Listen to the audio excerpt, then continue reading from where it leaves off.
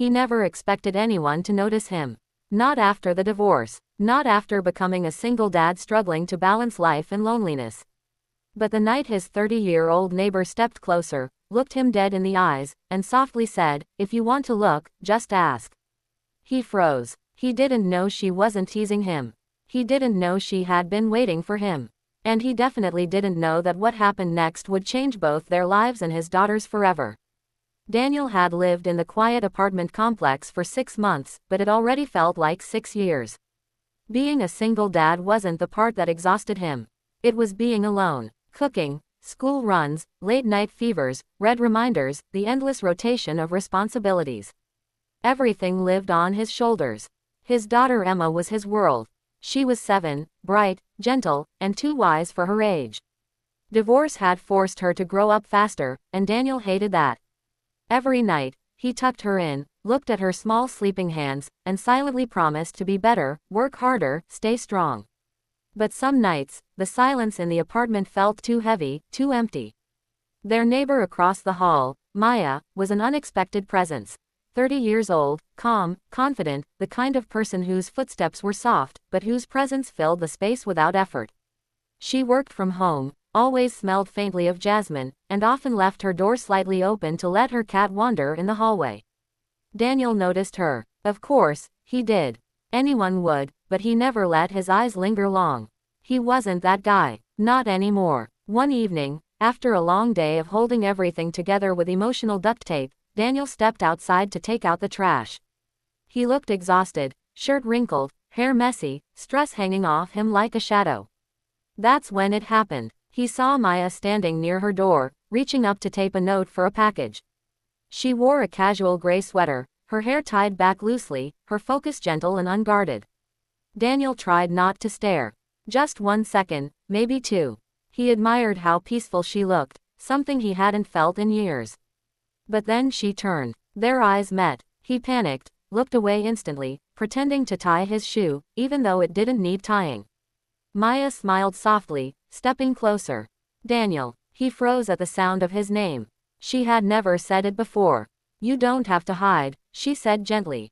And then she added the sentence that made his heart stop. "If you want to look, just ask." He blinked, confused, flustered, unsure if he heard her right.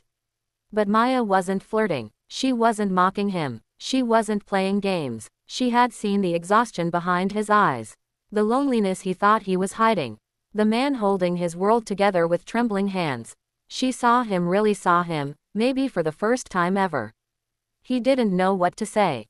He didn't know how to respond. All he managed was a quiet shaky breath as the world around him went still. Maya whispered, "I'm not someone you have to be scared of." And for the first time in a very long time, Daniel felt seen. The next morning, Daniel expected things to be awkward. How could they not be? But when he opened his door to take Emma to school, Maya was already in the hallway feeding her cat. She smiled. "Come, normal." As if nothing unusual happened. "Morning," she said warmly. Daniel nodded back, still unsure how to act around her. Emma tugged his hand. "That's Luna's mom," she whispered loudly, pointing at the cat. Maya laughed softly. "I guess that makes me a parent, too." Emma instantly liked her. Children always sensed kind people quickly. Over the next few days, Maya found small ways to connect with Daniel without overwhelming him. Sometimes she left homemade muffins outside his door. Sometimes she offered to help carry groceries. Sometimes she simply said, "Rough day," when she saw him dragging himself home after work. Daniel slowly noticed things. Maya listened. Maya cared. Maya wasn't judging him. She was understanding him. One rainy evening, Emma got sick. Daniel panicked. The fever came fast and his car wouldn't start. He stood in the hallway holding his trembling daughter, trying to figure out what to do. Then Maya opened her door. "Daniel, what happened?" he explained, voice breaking from stress and fear. Without hesitating, Mia grabbed her coat. "Come on, I'll drive you to the clinic." It wasn't just the help. It was the way she held Emma's hand in the back seat, comforting her, whispering small jokes to distract her from the fever. Daniel saw something he didn't expect. Maya wasn't just compassionate, she was steady, reliable, present.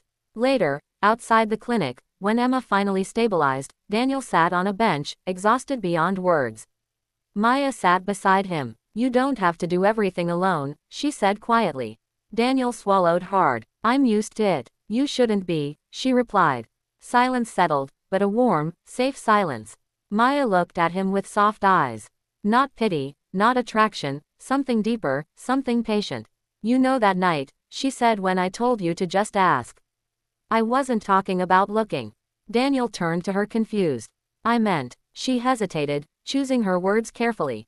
If you want support, help, a friend, anything, just ask. The air left Daniel's lungs.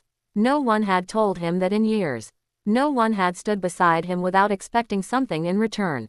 No one had offered him a safe place to land. He didn't say anything, but his eyes glistened. Maya placed a gentle hand on his arm. Daniel, you're allowed to lean on someone, too. For the first time, he believed it.